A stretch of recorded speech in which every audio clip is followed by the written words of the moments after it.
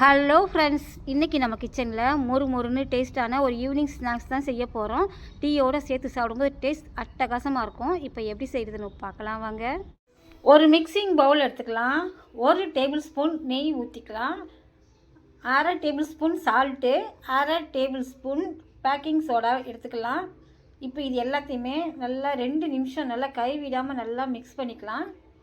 ஒரு 2 நிமிஷம் மிக்ஸ் பண்ணால் போதும்.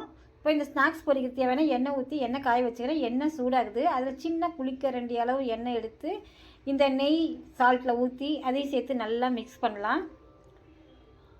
நல்லா கைவிடாமல் ஒரு 2 நிமிஷம் நல்லா மிக்ஸ் பண்ணுங்கள். அப்படி எடுத்து ஊற்றினா அப்படியே ஸ்ட்ரெயிட்டாக அப்படி வரணும்.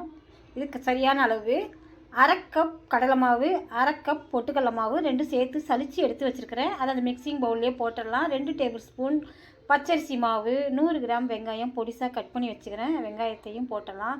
4 பச்சை மிளகா குட்டி குட்டியாக கட் பண்ணி வச்சுக்கிறேன். பச்சை மிளகாவும் போட்டலாம். குட்டி குட்டியாக கட் பண்ணி வச்சுக்கிறேன். கருவேப்பிலையும் போட்டலாம்.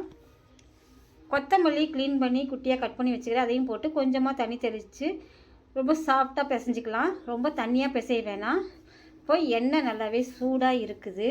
நம்ம பிசைஞ்சு வச்ச மாவுலேருந்து கொஞ்சம் கொஞ்சமாக எடுத்து சின்ன சின்னதாக போட்டு எடுக்கலாம். இந்த ஸ்நாக்ஸ் சாப்பிட்றதுக்கு செம்ம டேஸ்ட் அட்டகாசமாக இருக்கும். நல்லா மொறுன்னு எல்லோரும் விரும்பி சாப்பிடுவாங்க. இந்த மலைக்கு செம்ம டேஸ்ட் அட்டகாசமான பட்டணம் பக்கோடா நம்ம ரெடி பண்ணிக்கிட்டே இருக்கோம். குட்டி குட்டியாக போட்டலாம்.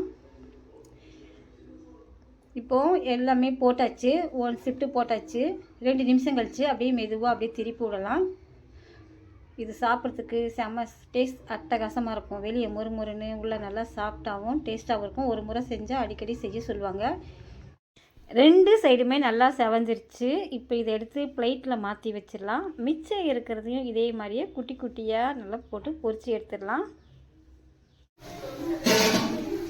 பட்டணம் பக்கோடா ரெடி ஆயிடுச்சு. பிளேட்டுக்கு மாற்றியாச்சு. இது நல்லா மொறுன்னு சாப்பிட்றதுக்கு செம்ம டேஸ்ட் அட்டகாசமாக இருக்கும். பெரிய பெரிய கடைகளில் தான் இது ஈவினிங் ஸ்நாக்ஸாக விற்பாங்க. அதிகம் விலை கொடுத்து வாங்குறத விட வீட்டிலே செய்து சாப்பிட்டா எல்லோரும் திருப்தியாக சாப்பிட்லாம்.